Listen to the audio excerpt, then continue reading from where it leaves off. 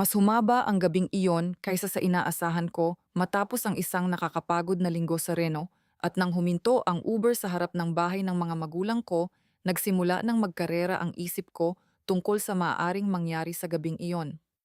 Ang pangalan ko ay Delaney at pagbaba ko ng sasakyan ay may kakaibang kaba akong naramdaman na hindi ko maipaliwanag. Para bang ang pagdating ko pa lang ay nakagulo na sa balanse ng pagtitipon sa loob ng bahay. Sa mismong sandaling pumasok ako sa pintuan, nagbago ang atmosphere sa buong silid. Kakauwi lang ng dad ko mula sa mahabang business trip noong hapon ding iyon at tinitigan niya ako nang may ekspresyong mas puno ng pagkalito kaysa pagbati. Tumagos ang boses niya sa ingay mula sa dining room nang tanungin niya ako. Bakit ka dumating sakay ng Uber? Anong nangyari sa Tesla na binili ko para sa'yo? Binuka ko ang bibig ko handang magsalita kahit wala talaga akong ideya kung ano ang sasabihin. Pero si Mom ang unang nagsalita sa isang mahinang tonong mas mukhang pinagpraktisan kaysa taos-puso. Mas kailangan ni Jenna ang kotse. Bumagsak ang mga salitang iyon na parang mabigat na bato sa buong silid dahil alam ng lahat ang tono niyang ginagamit tuwing sinusubukan niyang pagtakpan ang isang desisyong alam niyang sumobra na sa limitasyon. Bago pa may makasagot, marahas na itinulak ni Dad ang upuan niya. Ikinagulat iyon ng ilang kamag-anak sa paligid at mas malakas kaysa karaniwan ang naging boses niya. Tawagin mo siya. Rito ngayon din. Parang huminto sa paghinga ang buong bahay habang natigil ang mga yabag, nagyelo ang mga kubyertos sa ere at naputol ang mga usapan sa kalagitnaan ng pangungusap habang lalong bumibigat ang tensyon sa hangin at naging malinaw na may sasabog anumang oras. Kung gusto mong malaman kung paano nauwi sa gulo ang lahat mula sa sandaling iyon, manatili ka lang dahil mas mabilis na bunyag ang katotohanan kaysa inaasahan ng kahit sino. Ilang buwan bago iyon nagsimula ang lahat dahil sa isang hindi inaasahang regalo mula kay Dad, isang sandaling pakiramdam ko ay turning point sa buhay ko dahil dumating iyon sa panahong kailangan ko ng bagay na magpapaalala sa akin na kaya ko nang tumayo sa sarili kong paa.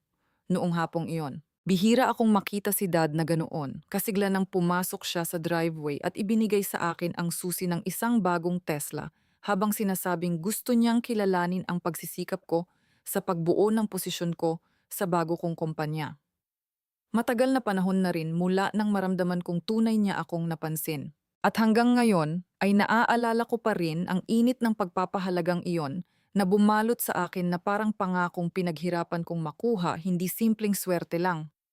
Sandali lang tumagal ang selebrasyon dahil ibang reaksyon ang ipinakita ni Mom kahit pilit niya itong tinatago sa likod ng magalang na ngiti.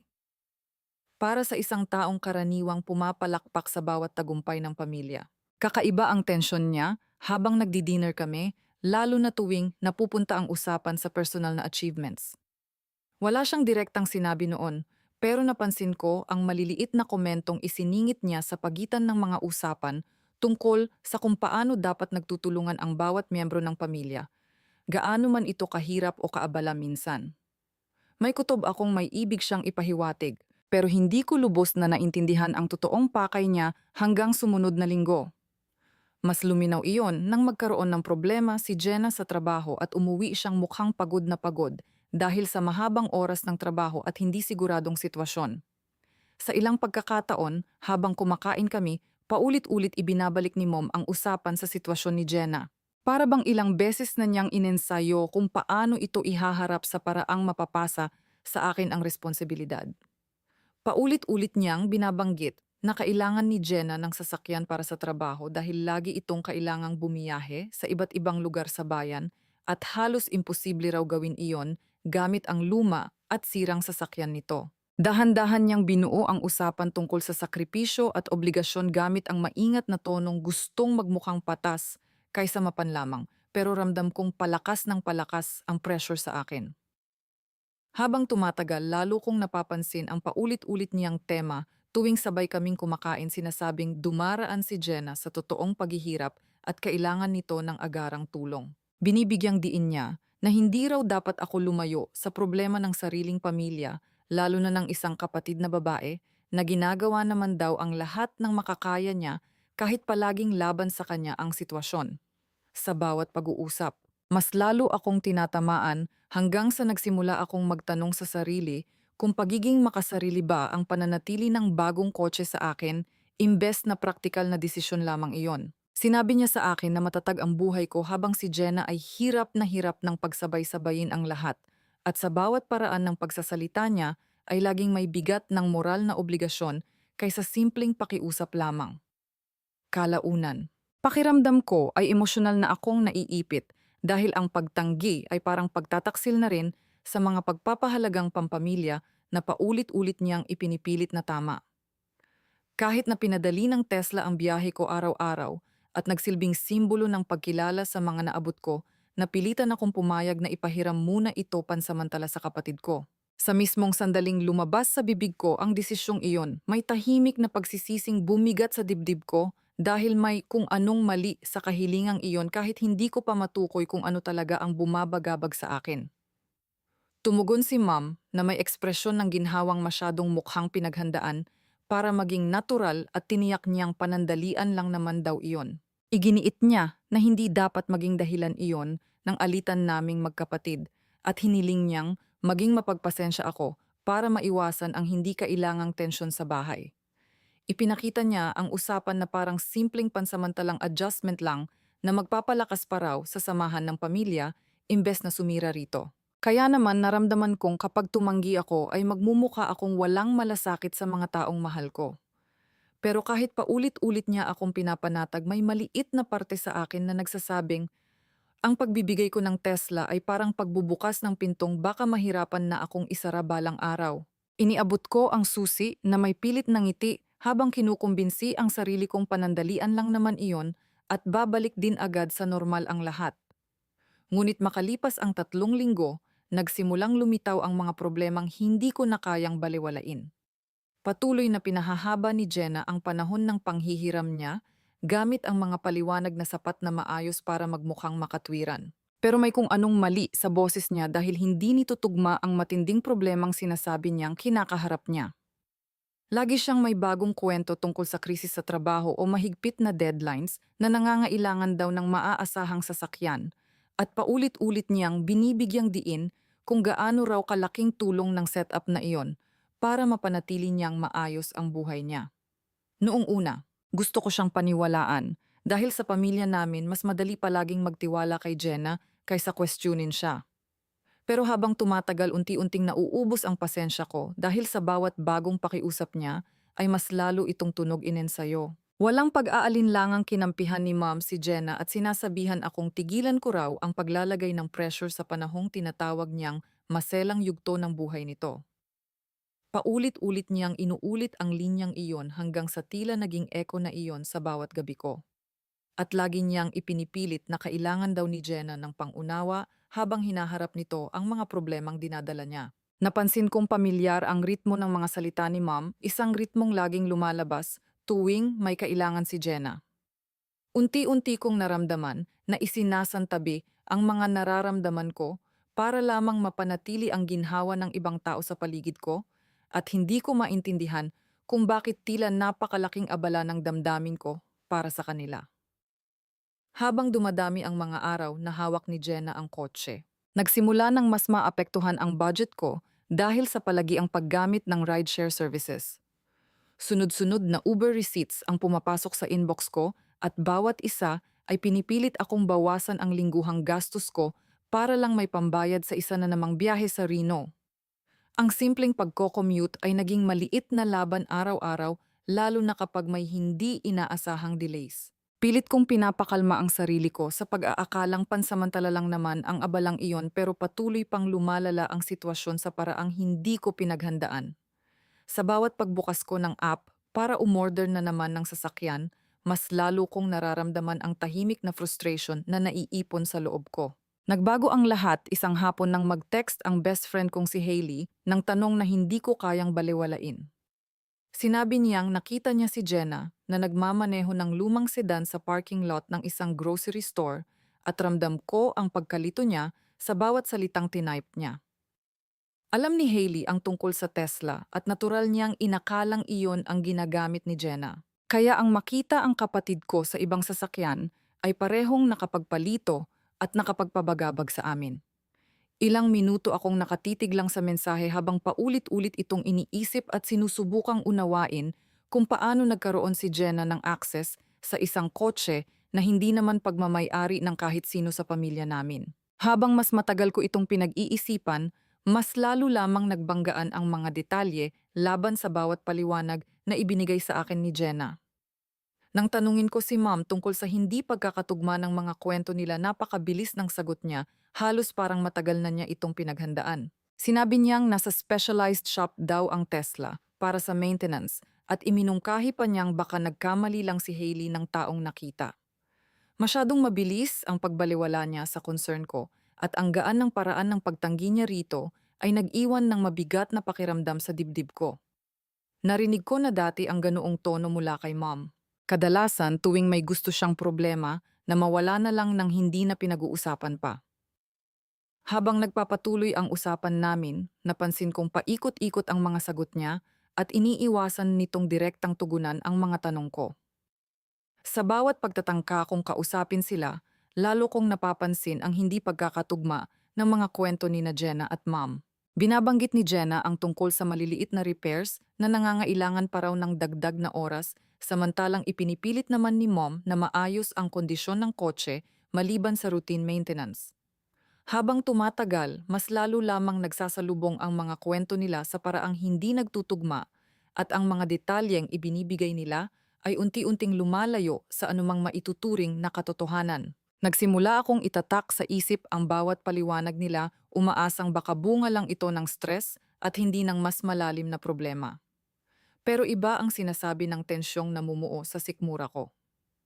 Bumalik ang mga gabing hindi ako makatulog habang paulit-ulit kong nire-replay sa isip ang mga naging pag-uusap namin, sinusubukang hanapin ang koneksyon ng lahat ng nangyayari. Nagsimula akong mag-isip kung may hindi na maayos na nangyari sa Tesla. At bawat posibilidad na pumapasok sa isip ko ay mas mabigat kaysa sa nauna. Ang kawalan ng katiyakan ay sumama sa bawat gabi ko hanggang madaling araw habang tahimik akong nakatitig sa kisame. Naging mahirap nang mag-focus sa trabaho dahil bigla-bigla na lang pumapasok sa isip ko ang posibilidad na tuluyan ko nang mawala ang kotse. Pagsapit ng ikatlong linggo, binalot na ng hinala ang bawat paliwanag na natatanggap ko at kahit labag sa loob ko, tinanggap kong baka ang katotohanan ay hindi isang bagay na gusto kong malaman. Kinabukasan ng hapon, nagpunta ako sa bahay ng mga magulang ko nang hindi nagpapaalam dahil hindi ko na kayang baliwalain pa ang pagdududa ko. Naglakad ako sa pamilyar na daanan papunta sa bahay habang paulit-ulit na inensayo sa isip ang mga tanong na matagal ko nang iniiwasan, umaasang kapag direkta ko na itong hinarap ay mabubunyag na rin sa wakas ang katotohanang ayaw sabihin ni na Ma'am at Jenna. Sa bawat hakbang ko ay mas bumibilis ang tibok ng puso ko, pero mas malakas ang determinasyong nagtutulak sa akin kaysa sa kaba ko. Binuksan ni Mom ang pinto na may ekspresyong gulat na agad ding nawala habang inaanyayahan niya akong pumasok sa bahay na may pilit na kalmadong kilos. Tumigil ako sandali sa may entrada para pakalmahin ang paghinga ko bago ko tinanong kung nasaan ang kotse ko. At pinanatili kong matatag ang boses ko kahit ilang linggo nang naiipon ang frustration sa loob ko. Kailangan kong malaman kung nasaan talaga ang Tesla, malinaw kong sabi. Kung nasa repair shop ito, gusto ko ang pangalan ng shop at lahat ng papeles. May katigasan ang mga salita ko na hindi ko na sinubukang pagaanin pa dahil matagal nang nalampasan ng sitwasyong ito ang bawat limitasyong pilit kong pinanghahawakan. Nag-cruise ng mga braso si Mom at sinabing nasa garage pa rin daw ang Tesla na humahawak ng specialized electric vehicles. Sa kanya ipinaalala na dapat daw nagtitiwala ang pamilya sa isa't isa. Idinagdag pa niya na ang sobrang pagtatanong ay maaaring makasira ng relasyon at para iyong pagtatangkang ilihis ang usapan imbes na sagutin ang concern ko.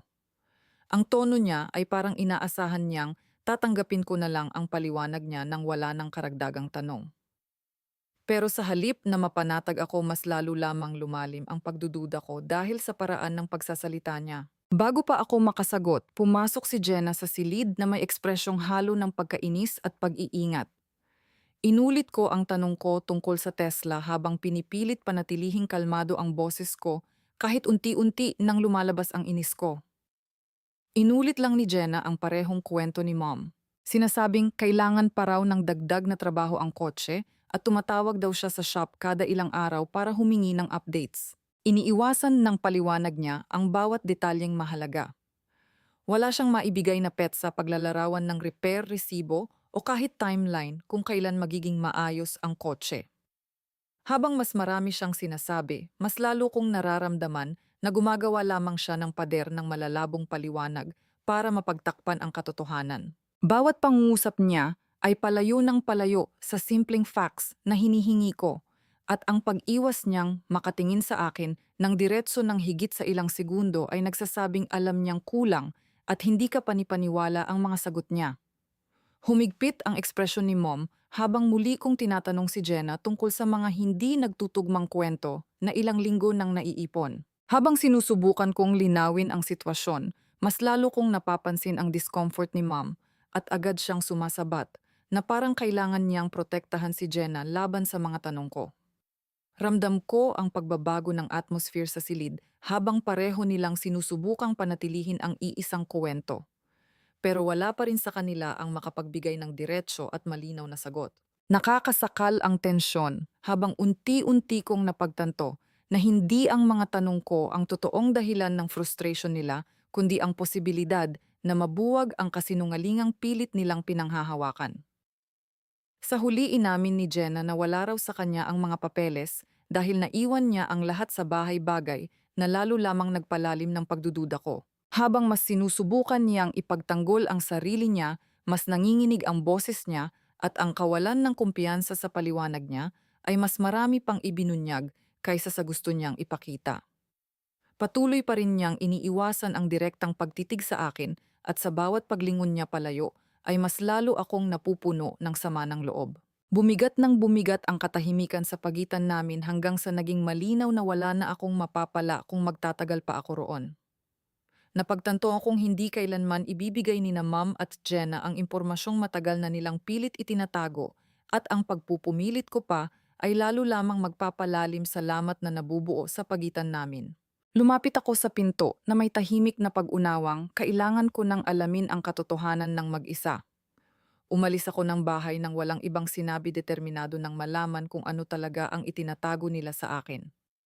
Makalipas ang isang linggo, ang impormasyong natuklasan ko ay nagdulot ng malamig na takot na matagal na nanatili sa loob ko kahit matapos ang mga tawag. Ilang gabi kong paulit-ulit inisip ang bawat tanong na walang sagot hanggang sa dumating ako sa puntong hindi na makatwirang umasa pa sa katapatan nila. Ang tanging paraan para malaman kung ano talaga ang nangyari sa kotse ko ay ang direktang paglapit sa mga taong hindi kayang baluktutin ang katotohanan. Maagang maaga noong umagang iyon, tumawag ako sa insurance provider ko upang tanungin kung may recent claims o anumang updates na na-file tungkol sa Tesla ko dahil gusto kong masigurong walang aksidenteng itinago sa akin si Jenna. Pinaghintay ako sandali ng representative bago siya bumalik na may tonong agad nagpahiwatig na may kakaiba siyang nakita. Ipinaalam niya sa akin na ilang linggo na ang nakalipas mula nang mabago ang primary ownership na nakarehistro sa records at ipinapakita ng system na legal transfer iyon, hindi simpleng administrative correction lamang. Nanikip ang sikmura ko habang ipinaliwanag niyang na proseso ang pagbabago gamit ang mga dokumentong ipinasa electronically. Para akong nawalan ng laman sa dibdib dahil ang sitwasyon ay hindi na simpleng abala lamang, kundi isang bagay na mas planado at mas seryoso. Wala akong pinirmahang kahit anong dokumento tungkol sa paglipat ng ownership at ang marinig na hindi na ako nakalista bilang nag-iisang may-ari ng sasakyan ay parang biglang paglubog sa malamig na tubig. Pagkatapos ng tawag, agad akong nagmaneho papunta sa Tesla dealership malapit sa Reno. Umaasang makukumpirma nila kung nasa repair nga ba ang kotse o kung naisama man lang ito sa anumang service check. Hinanap ng service advisor ang vehicle identification number ng sasakyan at sinimulang repasuhin ang history nito habang naghihintay akong lalong bumibigat ang kaba sa bawat segundong lumilipas. Sa huli umiling siya at sinabing hindi kailanman dinala ang kotse para ipa-repair sa kahit anong location sa loob ng kanilang network. Napakatiyak ng paraan ng pagsasalita niya na wala nang puwang para sa ibang interpretasyon at doon ko naramdaman na tuluyan ng bumagsak ang mga paliwanag ni na Mom at Jenna sa bigat ng malinaw na ebidensya. Tinanong ako ng advisor kung gusto kong mag-file ng report tungkol sa unauthorized activity, pero tumanggi muna ako hanggat hindi ko pa nakakalap ang lahat ng impormasyon. Bumalik ako sa kotse at naupo ng tahimik habang unti-unting lumulubog sa isip ko ang realidad ng lahat. Ang paglipat ng ownership ay nangangahulugang may gumamit ng personal kong impormasyon nang walang pahintulot. At ang kawalan ng kahit anong repair record ay lalong nagpatunay na wala na ang Tesla sa lugar na sinasabi ng pamilya ko. Tumawag ako sa State Vehicle Registration Office upang kumpirmahin ang nangyari sa titulo ng sasakyan at kinumpirma ng clerk na may na-process ngang transfer gamit ang online portal. Ipinaliwanag din niya na natapos ang paglipat ng ownership ng hindi kinakailangan ang physical signature ko dahil naka-check na raw ang digital authorization box. Nang marinig ko ang mga detalyeng iyon, sabay-sabay na sumiklab sa loob ko ang galit at hindi makapaniwala.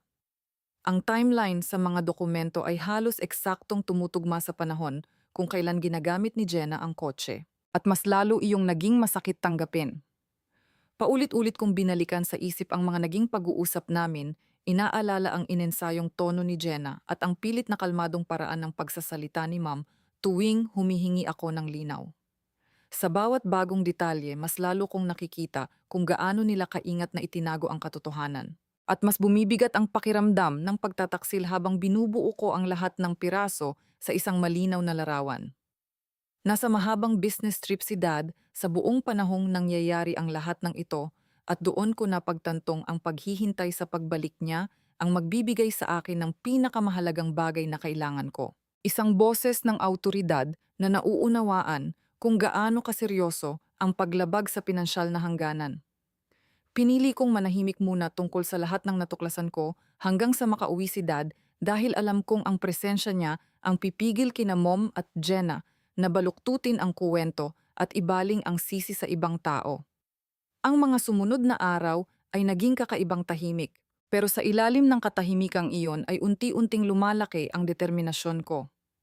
Alam kong hindi maiiwasan ang komprontasyon at nagsimula akong ihanda ang sarili ko para sa sandaling mapipilitang lumabas ang buong katotohanan.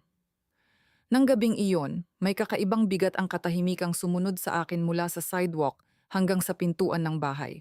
At pagpasok ko pa lang ay agad kong naramdaman ang tensyong ibang-iba sa karaniwang atmosphere sa bahay ni Dad.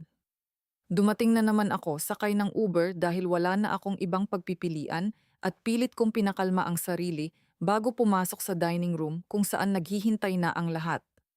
Kakauwi lang ni Dad mula sa mahabang work trip ilang oras bago iyon. At ramdam ko agad ang titig niya sa akin bago pa man ako makapagbati ng maayos. Dahan-dahan niyang itinulak pa atras ang upuan habang inilalapag ko ang purse ko sa pinakamalapit na counter at nakita kong unti-unti niyang sinusuri ang sitwasyon ng may lumalaking pagkalito.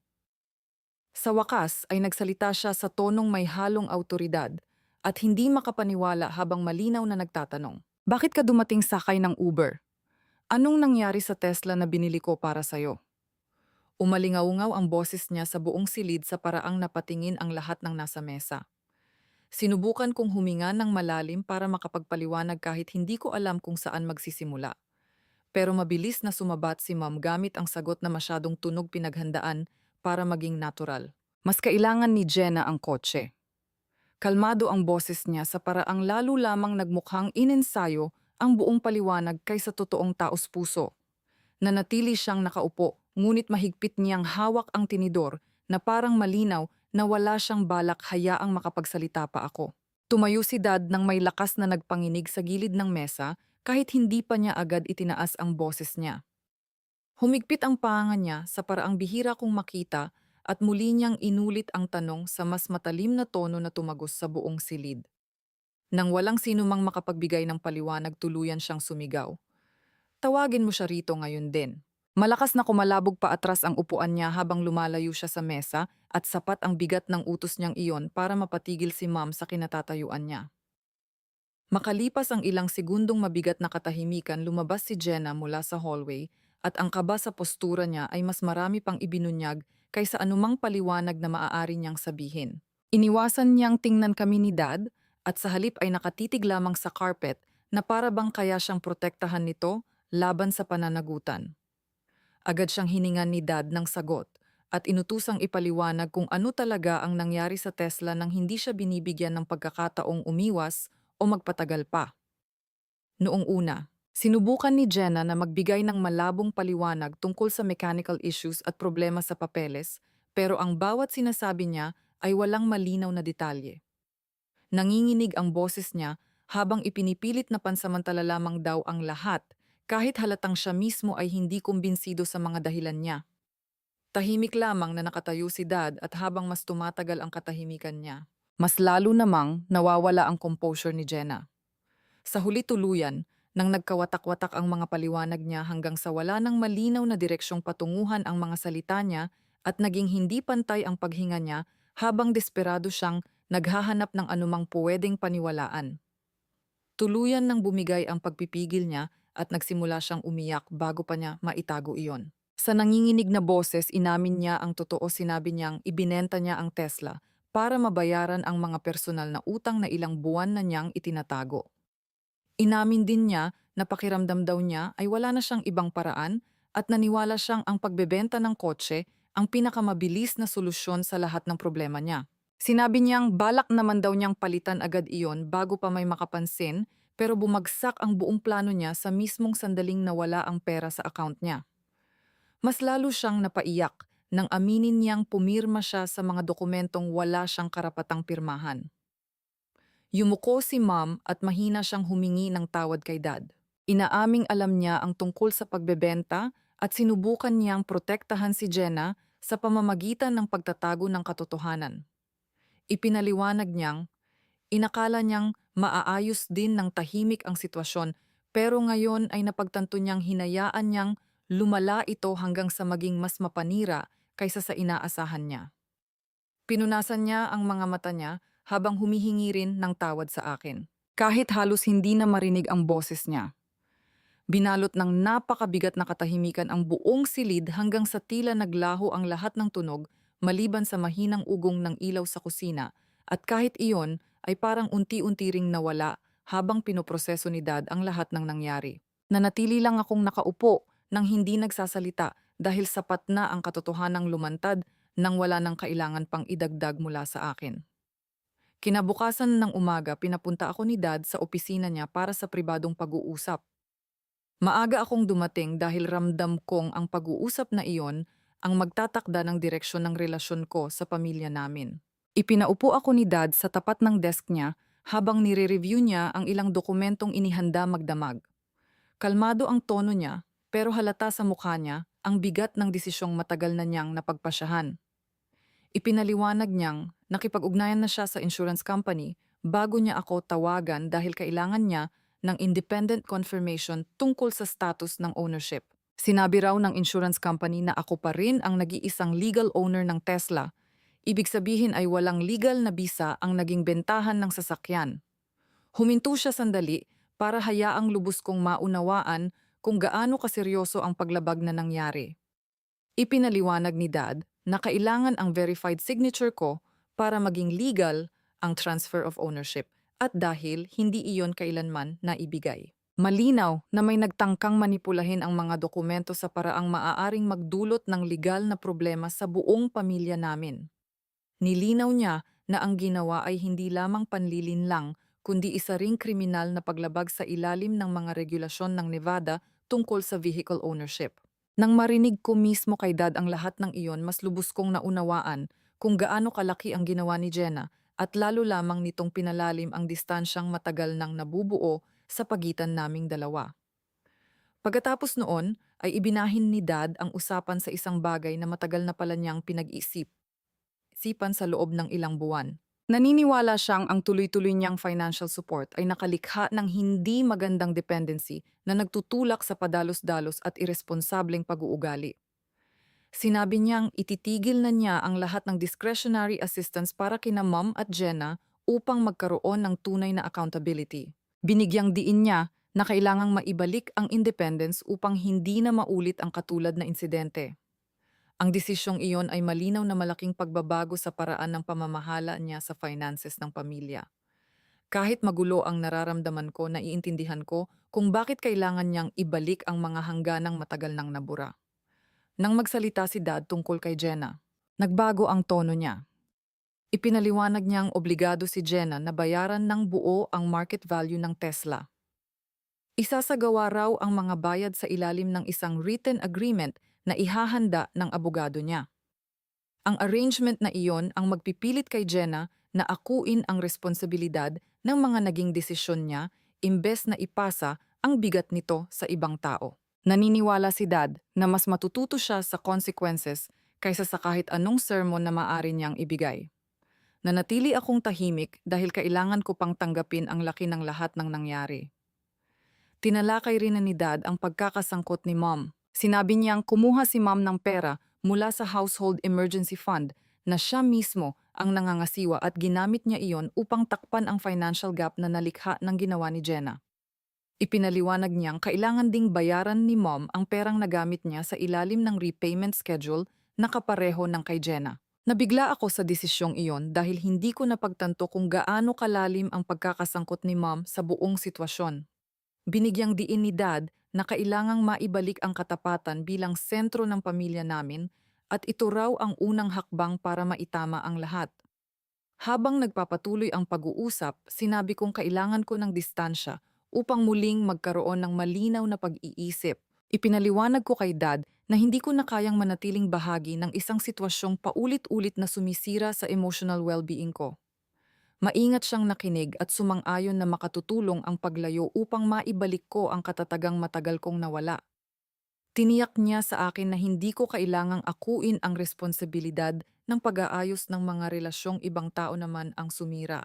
Ang suporta niyang iyon ay nagdala ng matinding ginhawa dahil pinatunayan nito ang bagay na ilang linggo ko nang pilit tinatanggap. Bago ako umalis, binuksan ni Dad ang isang sealed folder.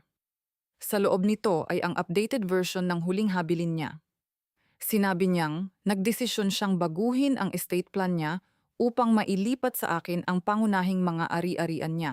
Ipinaliwanag niyang hindi iyon parusa para kina Mom at Jenna, kundi isang hakbang para protektahan ang future ko.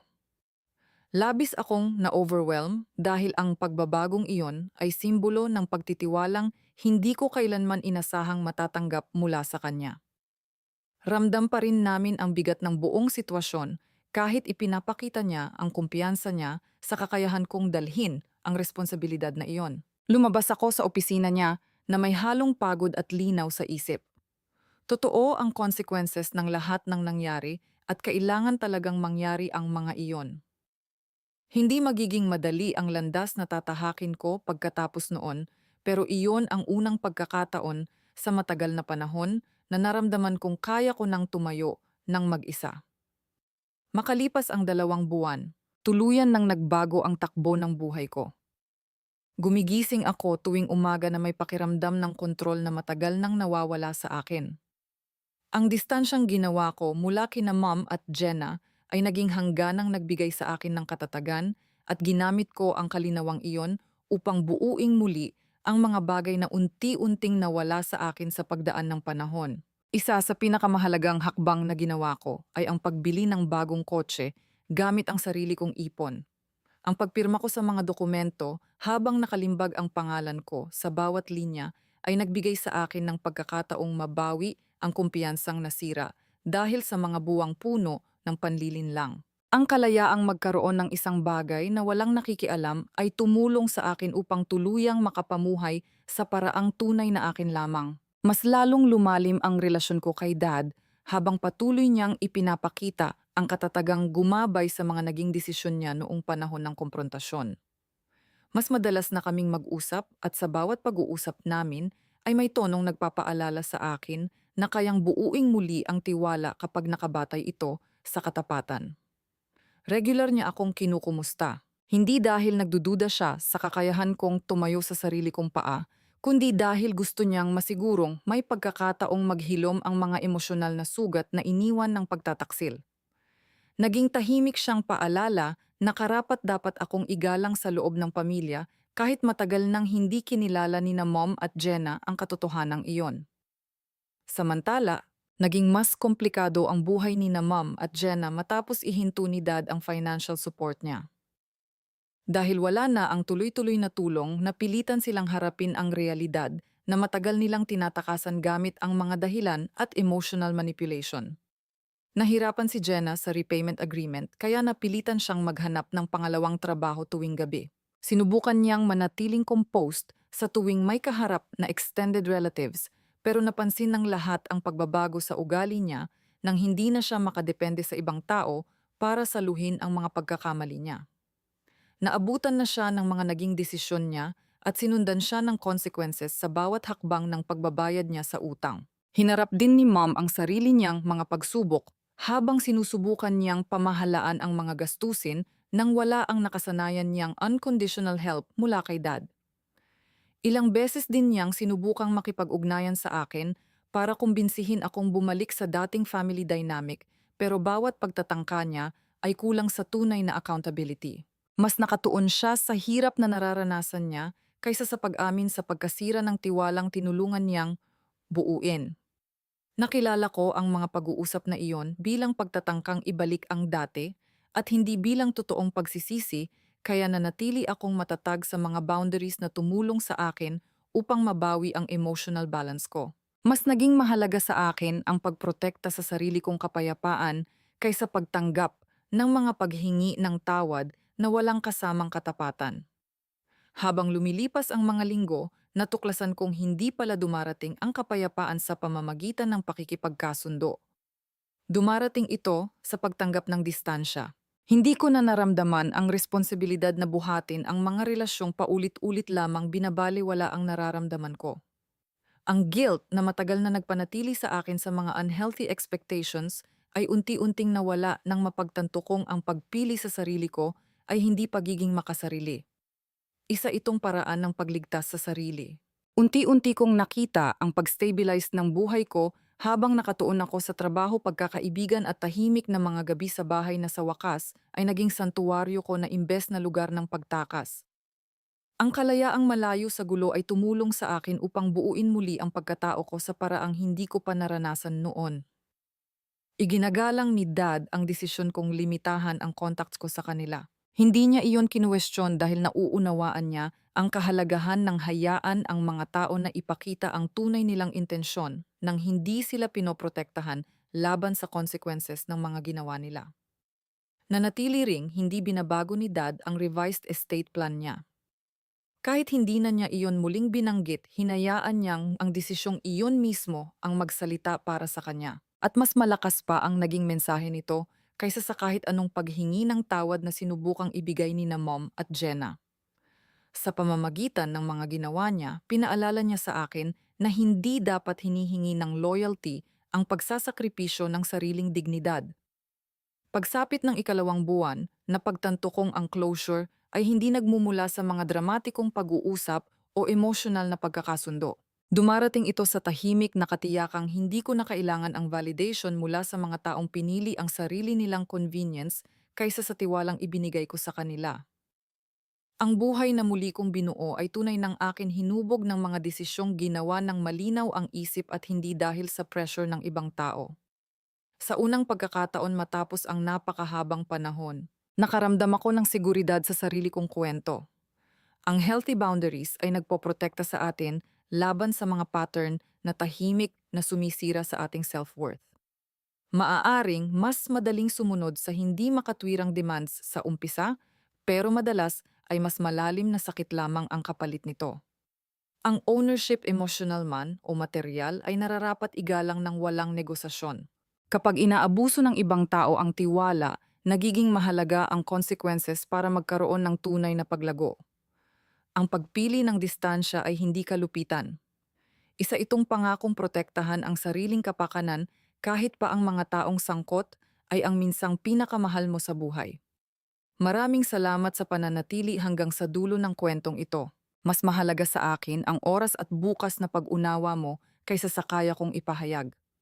Kung nakaranas ka rin ng katulad nito o may sarili kang natutunang aral tungkol sa boundaries at self-respect, inaanyayahan kitang ibahagi ang iyong saloobin sa comments. Maaaring makatulong ang pananaw mo sa isang taong patuloy pang naghahanap ng linaw sa sarili niyang paglalakbay.